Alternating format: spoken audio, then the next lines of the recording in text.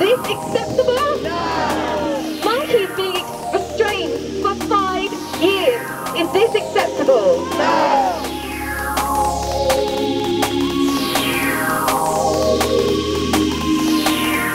But this is part of a continued campaign by the government and by the corporate lobby to try and stop us. But it hasn't. If it had, we wouldn't all be here today, would we?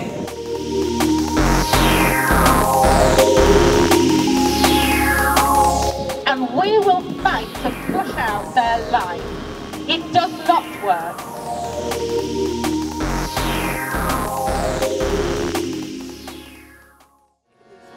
World Day for Animals in Laboratories is an animal event that brings together the whole of the UK animal rights movement for the abolition of vivisection. It's on its 35th year, so it's been running for quite a few decades. It's part of World Week for Animals. It's a global event. Quite a few countries have it. Modern scientific evidence now exists that has empirically proven and has not been disputed by the vivisection industry to prove that using another species to predict the human response is scientifically invalid. It's proven! Yes! In the UK, over 4 million animals are tested on annually. Animal testing is archaic, it's unethical and it's completely unnecessary. Animals are kept in small cages for all their lives. They go through some of the worst abuses that you can possibly imagine.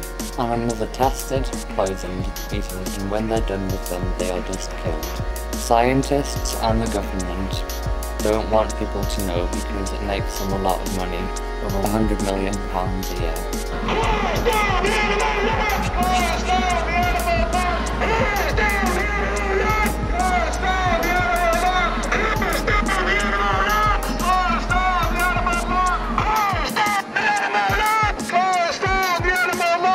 What we want to do is raise awareness to the public so that they know about the animal testing industry. For years, this has been a theory.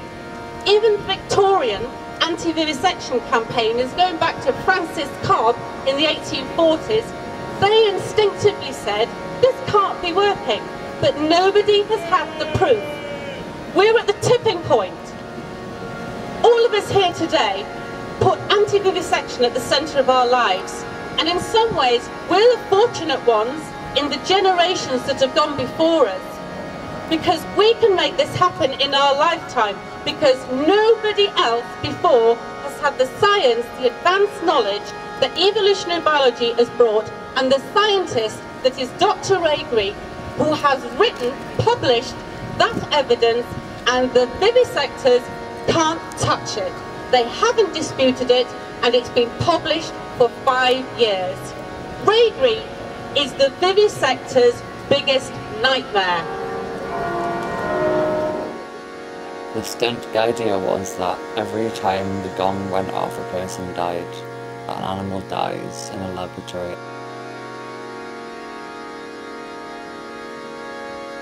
It's quite shocking to see someone drop and how frequent it is.